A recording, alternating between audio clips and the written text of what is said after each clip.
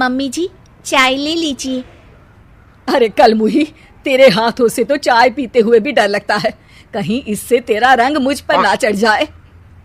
अगर इन्हें इतनी ही शर्म होती तो मेरे इतने हैंडसम भाई को इस तरह फंसाती नहीं। बानी और शिवम की लव मैरिज हुई है। बानी के ससुराल में उसकी ननद और सास हैं, जिन्हें अपने गोरे रंग पर बहुत गुरूर होता है, जिस वजह से वो बानी को सिर्फ उसके सांवले रंग की वजह से नापसंद करती है और हमेशा उसे ताने सुनाती रहती हैं। बानी उनकी सभी जली कटी बातें सुनकर चुपचाप वहां से चली जाती है। तुम माँ और छोटी को कुछ बोलती क्यों नहीं? मम्मी जी बड़ी हैं, हर छिटकी ना समझ, इस तरह उन्हें उल्टा जवाब देना सही नहीं।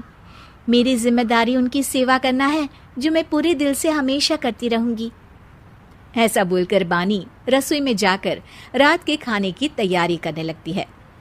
रात को खाना खाते हुए बानी की सास उसे कहती है, कल मैंने अपनी फ्रेंड्स के साथ किटी पार्टी रखी है, समय से सारा खाना बना देना और अपना मनहूस चेहरा लेकर ज्यादा उनके सामने मत आना, समझी?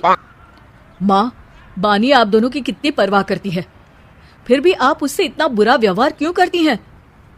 अरे एक तो लव मैरिज करके इस कलमुही को हमारे सर पर लाकर बिठा दिया और अब हम इसे कुछ बोल भी नहीं सकते क्या?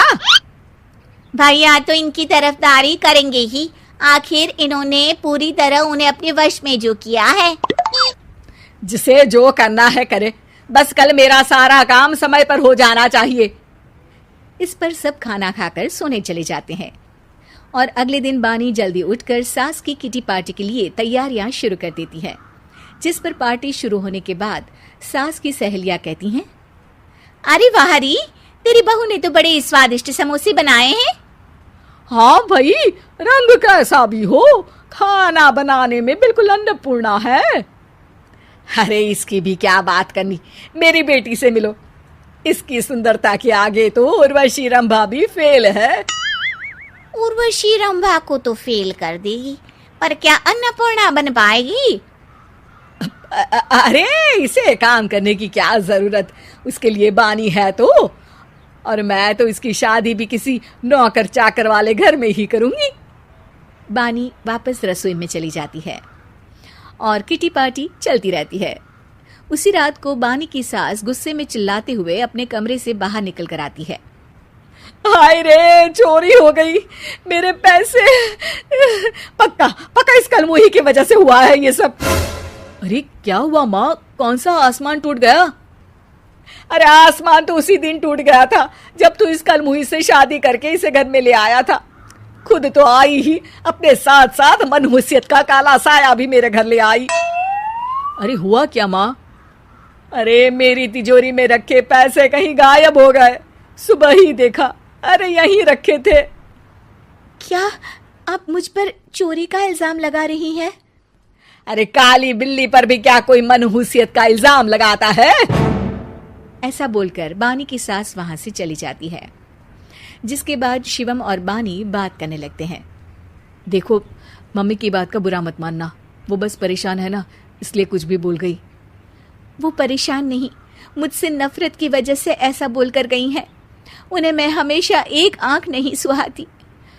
देखो बानी, अगर तुम चाहो तो हम दूसरा घर लेकर वहां शिफ्ट कर सकते हैं। आखिर तुमसे प्यार करके तुम्हें अपनी जिम्मेदारी पर इस घर में लेकर आया हूं, इस तरह टॉर्चर नहीं होने दे सकता। अगर आप साथ हैं तो मुझे किसी चीज की टेंशन नहीं, और आखिर वो हमारी बुजुर्ग हैं, हम उन्हें और छुटकी को इस तरह अकेले छोड़कर कैसे जा सकते हैं? इसके बाद बानी भी अपने कमरे में चली जाती है और अब हर रोज उसकी सास की तिजोरी से पैसे गायब होने लगते हैं। इसी तरह कुछ समय बीत जाता है और वो हर बार हर चीज का इल्जाम बानी पर लगाती है, पर बानी कभी कुछ भी नहीं बोलती। कलमुही नास पीटी, बहू को घर की लक्ष्मी बोलते हैं, ये तो पनौती बनकर आई है, पनौती। एक रात बानी की सास को आधी रात में प्यास लगती है, तो वो पानी पीने रसोई की तरफ जाती है। तभी उसे अपनी बेटी के कमरे में कुछ आवाज सुनाई देती है।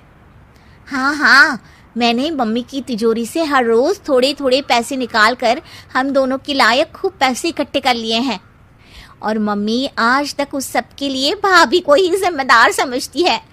तुम बस जल्दी से आकर मुझे यहाँ से ले जाओ और हम कहीं दूर जाकर शादी कर लेंगे।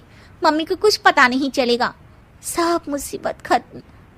अपनी बेटी की ये सारी बातें सुनकर बानी की सास भौंचक्की रह जाती है और अपने कमरे में वापस चली जाती है। जब अगली सुबह बानी सास के कमरे में आती है, मम्मी जी, क्या बात है, आज आप कमरे से बाहर ही नहीं आई? आपकी तबीयत तो ठीक है ना? क्या छुटकी कमरे से बाहर आई या तुम उसके कमरे में गई? नहीं नहीं, क्यों, जाना है क्या? मैं अभी चली जाती हूँ। नहीं, कोई कहीं नहीं जाएगा। इस पर वो बानी को साथ लेकर कमरे से बाहर आती है, जहाँ शिवम भी होता है। वहाँ उसकी सास बोलती है, छुटकी मेरी तिजोरी के सारे पैसे लेकर अपनी माँ के बारे में कोई ख्याल करे बिना किसी लड़के के साथ घर छोड़कर चली गई। और बहू, तुमने मुझ जैसी सास की सेवा करने के लिए अपने ही पति के साथ दूसरे घर जाने से मना कर दिया।